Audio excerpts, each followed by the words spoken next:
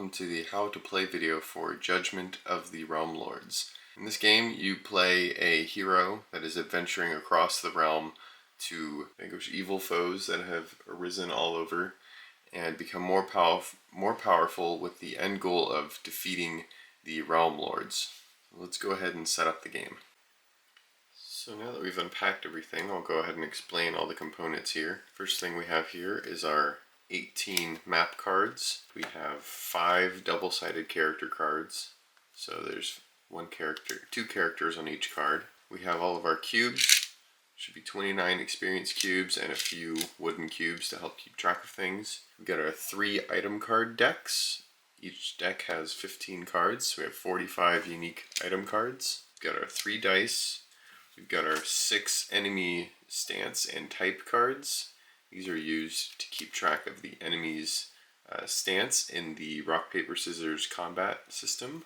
Our doom clock, which keeps track of the amount of time left in the game. We've got our combat card, which keeps track of the player's stance, the enemy's health, and the tactic used during combat, as well as the type of the enemy, depending on what you roll. And then we've got the 4 different enemy cards. They go tier 1, tier 2, tier 3, and tier 4 is the Realm Lords, the final bosses of the game. And each card is numbered, so you have numbers 1, 2, 3, 4, 5, and 6 on every card. And then we've got our little figure to represent the hero. We've got our stat card to represent your combat stats, your energy, and your health. And then we've got our rule pamphlet. Let's go ahead and get into the setup. On the back of the box is a diagram that shows an example of the setup. There are 2 main areas of the game. There's the map area and then the player area. And there's a note here that says to arrange the areas to fit in your space. So while you should have the map and player area roughly laid out like this, you can move these 2 areas around to fit the table you're actually playing on. So let's get started with the map. You're going to take your 18 map cards, give them a shuffle, and then arrange them in a 3x6 grid horizontally. So 1, 2, 3, that will be a row.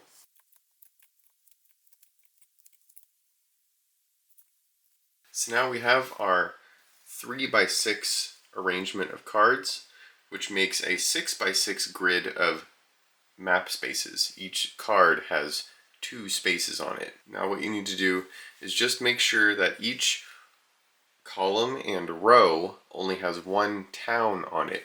And I'll pick up a card here to show you what a town is. So the towns are the 6 unique artwork pieces on the map that have a unique name, a unique color and artwork, and a unique ability for that town. You'll notice a normal map space like this mountain space does not have this ability at the top, whereas this town has an ability. So there are 6 towns in the game, but for right now we just need to make sure that each column and row only has 1 town. So you see on our map the only error here is that this column has 2 towns. So there's no real hard and fast way you need to regulate this other than just move them around until all the requirements are met. So if we move this one and swap it for this card, now each row and column only has 1 town in it. Next, we're going to move over and set up our character. And you can do this however you want. You can pick your favorite character, pick one you haven't played yet, or do what I like to do. I like to kind of randomly shuffle through these cards and draw one. And then since each one is double-sided, I'll roll a die. On a 4+, I keep this, otherwise I flip it.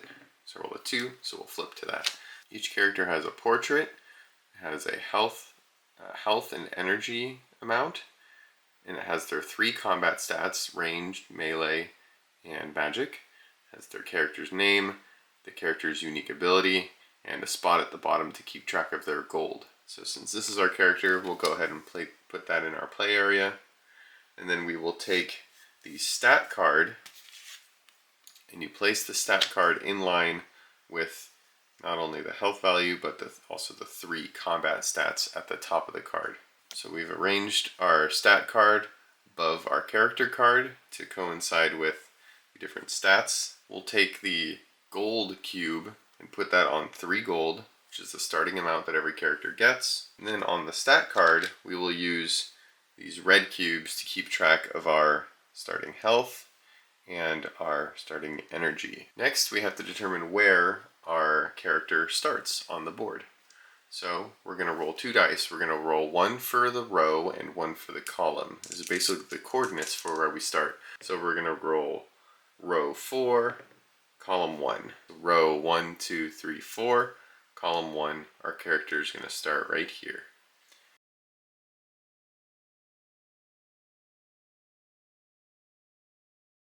Now that our character is placed on the board, we need to place the experience cubes. So what you can do is you could put all the cubes in the box and shut the box and shake it up. And then you're going to want to randomly place 1 cube on each non-town space, starting around your character and moving outward. You don't need to be totally accurate with this, just kind of fill in the ones around them and work your way outward. This ensures that you have a higher chance of the lower tiered cubes being placed near your character.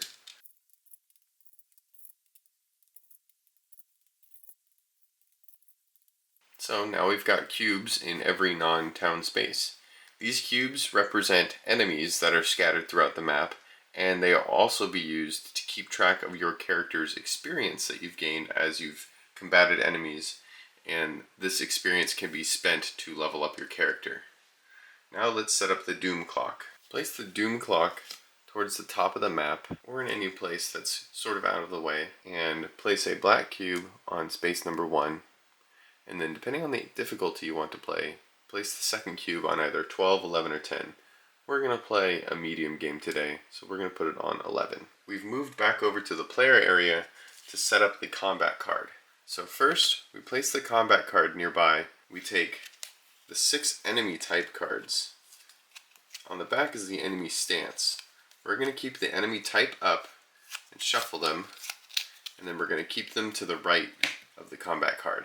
We'll also keep the enemy tier cards nearby for reference as we play. Keep 3 black cubes near the combat card, as you're going to need them to keep track of your stance, the enemy's health, and your tactic. Now we're going to set up the item cards. Shuffle each item deck separately and place them near the top of the board.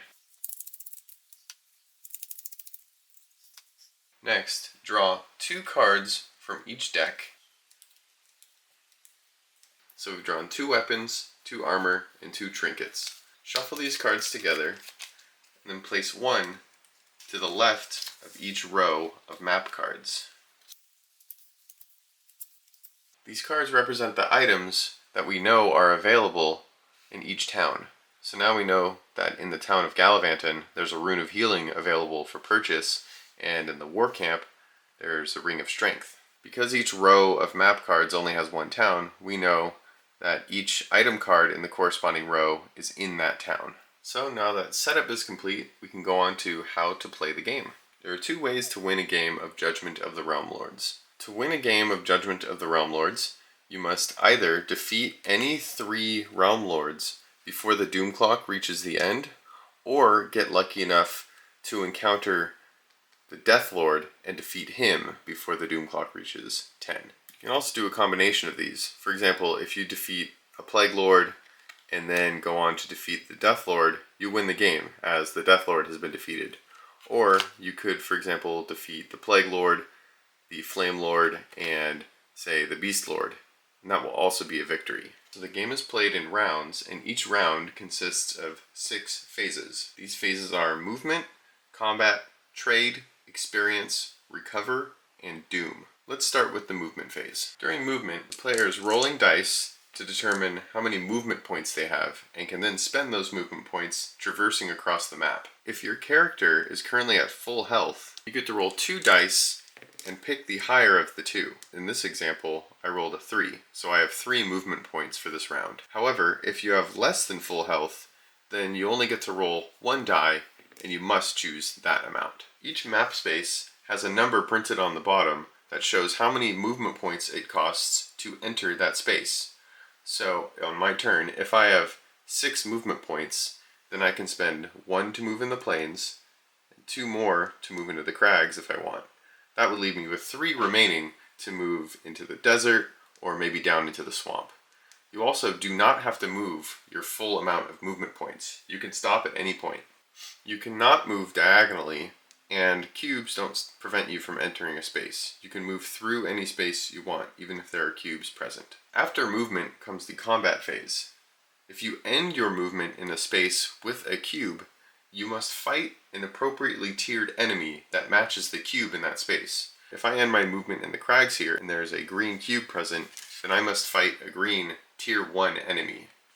However, if I were to end in, say, this blue area, I would fight a tier 3 enemy. And if I end in this red space, then I would go all the way to fighting one of the realm lords. So let's start a fight with a green enemy. Let's say I end in this desert with a green cube. Now I must fight a tier 1 green enemy. Here's how we set that up. We first start by rolling a die to determine which enemy we encounter. We rolled a 2, so we would flip to the side that has the 2, and we see that we've encountered the number 2 green enemy, the Dark Spirit. Take the cube from the space you're on and place it on that enemy to mark that that is what you are fighting. So we know we're fighting a Dark Spirit, but now we need to see what type of Dark Spirit that is. Shuffle the type deck, keeping the enemy type face up, and roll another die. Since we rolled a 3, we know that we're fighting a dodgy Dark Spirit. Take the enemy type cards and line up this arrow with the type that you're fighting. So we know now that we're fighting a dodgy enemy. Now let's check the enemy's card. This enemy happens to have a before combat ability. Not all enemies have before combat abilities. For example, this Bladebeak has an ability that has to do with fighting with ranged. But if an enemy has a before combat ability, then we need to resolve that before combat. Some characters also have before combat abilities. In the event that both the character and the enemy have before combat abilities, resolve the enemies first, and then you may resolve your character's before combat ability. Certain item cards also give before combat abilities. As normal, enemies resolve their abilities first, but if your character has more than one before combat card or ability, you may only resolve a single before combat ability. So combat takes place over the course of a few rounds, and there are a few steps to take each round. First, like we stated, we determine the enemy type and stance, and then we see if the enemy has any specific abilities that will affect our combat. Then we move on to the before combat step. So enemies resolve their before combat steps first, and then if our character or if any items we have a before combat ability, we may resolve any one before combat effect of our own. If any ability on a card requires you to test and then presents one of the combat stats with a number, then you must make a test in that combat stat. For example, the Dark Spirit before combat requires us to test our magic at a value of 9. So we would take 2 dice, look at our character's relevant magic modifier, and roll the dice. So in this case, we rolled a 3, and we would add a +0. Each of the 3 combat stats has a modifier, the big number with the plus, and a damage number, the smaller number. The number with the plus is the amount you add when testing that combat ability. The smaller number is how much damage you do if you were to attack using that combat stat. So for this test magic 9, we roll 2 dice, we get a 3, and we add our +0. So we failed this combat test because we did not meet or exceed a 9. We're going to ignore the effects of that Dark Spirit's before combat ability and show you how the rest of combat plays out. So after the before combat step, proceed into combat. Let's ignore that before combat ability and show you how the rest of combat plays out. So the first step is to mark how much health the enemy has. The next step is to pick a stance that we want to take. Each stance relates to the 3 different combat stats. So for example, if we pick the melee stance, then we are going to be using our melee stats for this combat round, with which we have a +3 to our dice roll, and we do 2 damage if we land a hit. Next, we pick a tactic. When picking a tactic, you are choosing either to attack and deal damage, or defend, in which case you deal no damage, but you get a +1 to your roll. we're going to pick attack in this case. Next, we have to see what stance the enemy is taking. We've lined up the dodgy enemy type with the arrow. We're going to reveal the top card of the type deck and reveal the stance they take. So looking across the dodgy, we know that the ghost, the dark spirit, is also using melee stance. Now we can talk about how countering works. So we know that in this case, we picked the melee stance, and we'll use this cube to represent the enemy stance. They picked the melee stance.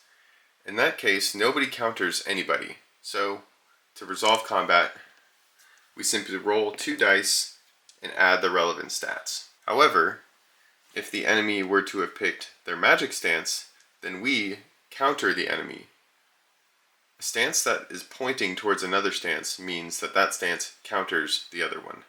So in the case that you counter an enemy, you get to roll 3 dice and pick the higher result. Pick the 2 highest dice. So I roll, let's say I roll 3 dice, and this is my result. I can discard this low one, so I rolled a total of 8. However, if you're ever countered by the enemy, like let's say I picked melee, but the enemy picked range, then that means I'm countered. So I must roll 3 dice and pick the 2 lowest.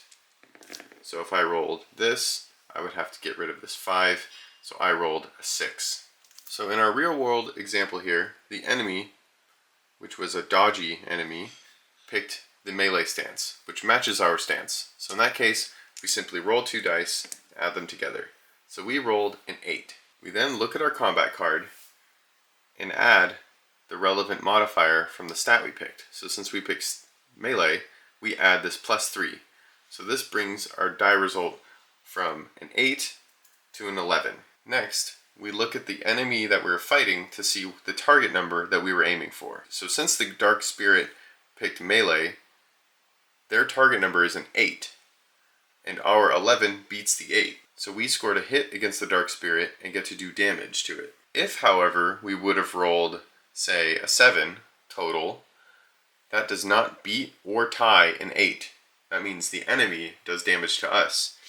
The enemy's stats have a target number and a damage number. So in this case, even if we would have missed and the dark spirit hit us, it would have done no damage to us, because the dark spirit does no damage with melee. But we hit the enemy, so we get to do damage. We look down at our character card and see the second number is a 2. That's how much damage we did to the enemy. So we go back to the combat card and deal 2 damage, which this enemy only had 2 health. So now that the enemy is dead, the fight is over. If, however, the enemy had any remaining health, we would proceed to the top of the next combat round, starting with picking our stance, and then our tactic, and then we would go on to reveal the next enemy stance card. When going from one combat round to the next, you must pick a different stance. You cannot stay in the same stance unless you're willing to pay 1 energy to maintain that stance. So for example, because Galaka is a heavy melee fighter with +3 modifier and 2 damage, I'm incentivized to keep my melee stance because it's the best chance I have of hitting most enemies. Instead of switching a stance for my next round, I can spend 1 energy to stay in this stance. However, you do not need to change your tactic if you do not want to. When revealing the enemy stance, once you've revealed it, you're allowed to pay 2 energy to change your tactic. So in this example, our dodgy enemy here is picking the ranged stance. And if we look at the combat card, we can see that range counters melee. So I'm going to be at a disadvantage. I'm going to be rolling 3 dice and picking the lowest. If I want, I can spend my remaining 2 energy to switch to a defensive stance. This will give me a +1, and I won't be dealing any damage, but it'll make me more likely to defend against this attack. So I'll roll the dice and pick the 2 lowest, which in this case is an 8. Picked an 8, and I add 3, bring my total up to 11. Comparing it to the ranged value on the enemy card, I needed an 8 to successfully hit. So I was successful, but since I was defending, I don't deal any damage. But since I won, I also don't take any damage. If at that point the enemy is still alive, then I proceed to picking a new stance. Because I don't have any energy, I must pick a new stance. Now let's talk about fleeing combat. To flee combat, after you've picked your stance, you must pick the defend option if you wish to flee. Knock your mini over on its side to indicate that you're fleeing this combat. Next, you would reveal the enemy's stance and proceed as normal. So if I picked the magic stance and the enemy also picked the magic stance, then I would roll my 2 dice. I'm adding 1 because I'm in defensive tactic. And I got an 8 plus 1 is 9. I add a plus 0 for my magic modifier, and I can see that the enemy's magic stat was 9. Because this is the stance they use, this is the target I'm looking for. So with my roll of 8 plus 1 from defending, I matched their 9, so I successfully flee the battle. So combat immediately ends.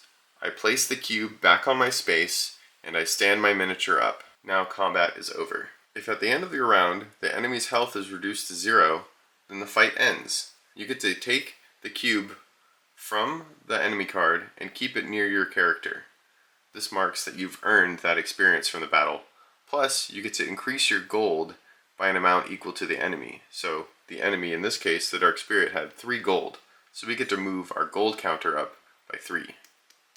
If your hero's hit points are ever reduced down to 0, then your hero has been defeated. Reduce your gold count down by half, round it up, then move your hero to the closest town, counting by movement steps. So in this case, I happen to be equidistant from 3 different towns, in which case I'm able to choose which town I want to go to. Then put your health and energy back to their maximum values. Then proceed immediately to the recovery step. Let's talk about using items in combat. Each item has a gold value, an icon indicating what type of item it is, and an item indicating how you use that item. So in this case, we have this padded leather, which costs 3 gold, is worn on the body, and must be exhausted to be used. Where this Sage's Staff costs 6 gold, is held in the hand, and is always active, indicated by this infinity symbol. When in combat, during any given round, the player can only exhaust up to 1 card. We already talked about items and cards with before combat abilities, like this barbed spear. During the before combat stage, you're only able to either exhaust a single card that has a before combat ability to use that ability, or use your hero's before combat ability. So you only can use 1 before combat ability. During each round, you're only allowed to exhaust a single card. So for example, if during my combat round I want to exhaust this ring to add +2 to my roll, I cannot then, after resolving the attack, exhaust this to absorb some damage. If I wish to do either or, I must decide which one I want to use this round. Once a card is exhausted, it can no longer be used for the remainder of the combat. Now, while you may only exhaust a single card, that does not mean you cannot combine the effects of multiple cards. For example, if I want to make a magic attack, I would add my +2 from this Sage's Staff, and then roll my dice. Let's say I roll my dice, and I get a low result, like a 3. I can then exhaust this ring to add a +2. So I would bring this 3 to a 5, 6, 7. So we've talked about movement in combat.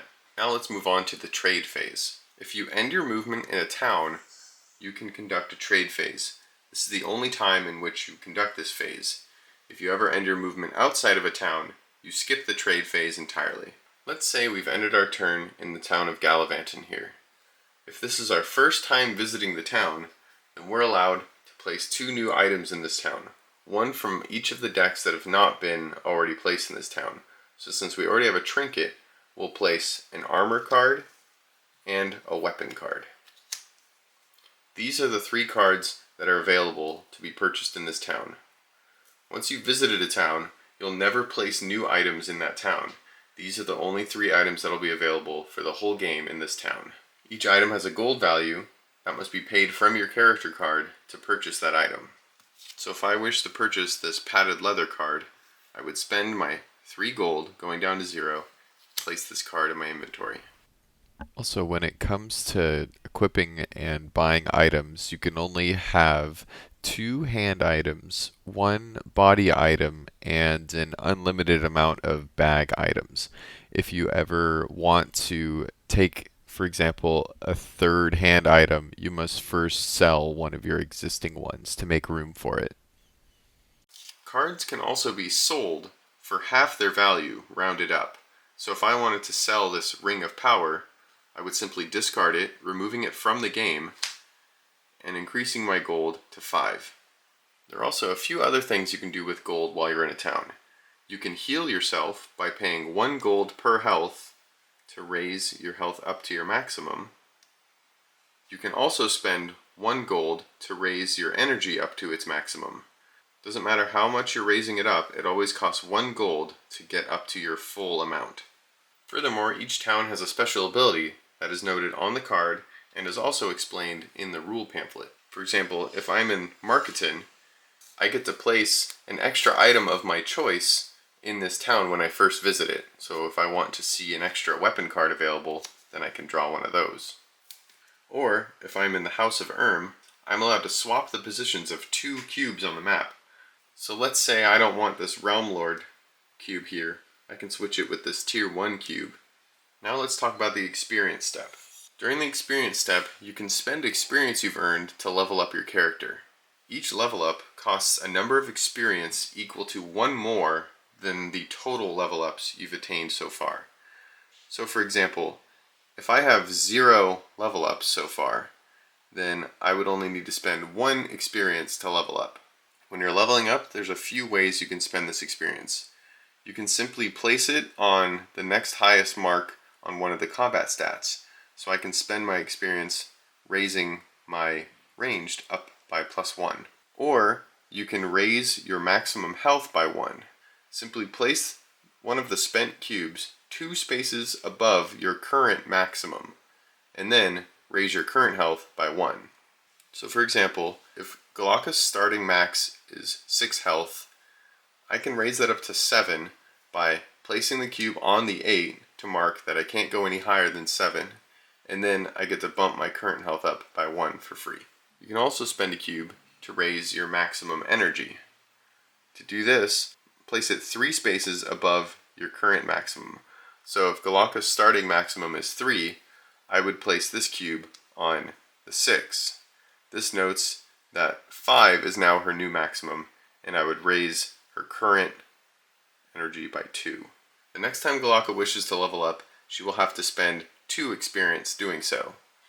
She will discard one of them to the tin, and then place the new one wherever she likes. If she wants to raise her maximum health, she can put it there. She can put it on one of the combat stats, or she could perhaps raise her energy again. In this case, she would put it 2 spaces above her current max and remove the first one, raising it up to 7. Each cube is worth a different amount of experience. So, green cubes are worth 1 experience, yellow cubes are worth 2, blue are worth 3, and red are worth 4. If you're ever leveling up your character and there's not enough cubes available in the tin to make change, then the remainder is lost. So if I'm leveling up Galaka for the first time, but I'm spending a yellow cube to do so, it only costs me 1 experience, but there's none in the tin that I've made change with. So that cube is just placed on the appropriate stat that I want to level up, and I get no change for it. However, if later on there are cubes in the tin to make change with, then if I want to achieve my second level up, I can spend this cube that's worth 3 and get 1 back for change. And I can use the blue one to keep track of the stat that I want to level up. During the recovery step, any exhausted items get refreshed back to their starting position, and the hero gains 1 energy. If at your max, you gain no energy. Now we come to the final phase, which is the Doom phase. For the Doom phase, you're seeing if the game is counting down towards the end. Simply roll 2 dice and compare the total rolled to the position of the tick timer. If the number rolled is less than the position on the tick timer, then simply advance the tick timer down by 1. However, if the tick timer gets low enough and your roll happens to either equal or exceed the position on the tick timer, then you'll advance the Doom clock by 1 and reset the tick timer back to the difficulty you choose. So for medium, we picked 11. If you've gotten down to the 9th tick on the Doom clock, if If you advance to the end, the game immediately ends and the player loses. However, if you've defeated the Death Lord or 3 separate other Realm Lords during the game, then you immediately win the game upon defeating the last one. Each time you encounter a Realm Lord, roll a die and re-roll if you're fighting one of the Realm Lords you've already fought. Now you know how to play Judgment of the Realm Lords. If you have any questions, feel free to leave them in the comments and I will try to answer them as soon as possible. Thank you and have fun.